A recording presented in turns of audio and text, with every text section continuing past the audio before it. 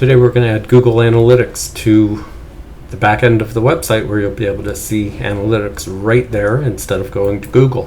So we go to Plugins, click Add New, and then we're going to search for Site Kit, which is made by Google. Now I'm going to, here it is, I'm going to click Install Now, and then I'll click Activate. And then once it's activated, we have this up at the top says, congratulations, it's now activated, start setup. So I click that.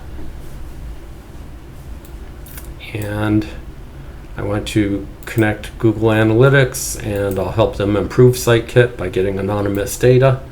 And then I'll sign in with Google. And here's my account.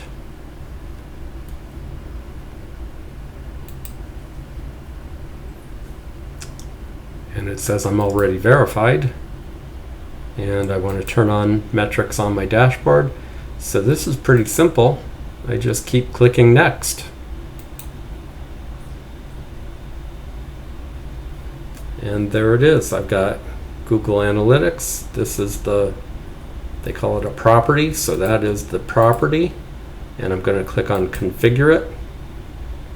Additional permissions are required. Okay. Choose an account.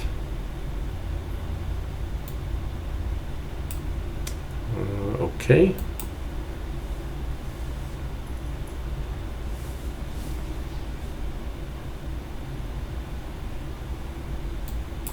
And now it's working, so it's right there. So anytime I want to see traffic on my website, I just go right here and I'll be able to see it by going to SiteKit, which will now be up at the top left. It's also here in Plugins, but this is how you get to the Google Analytics.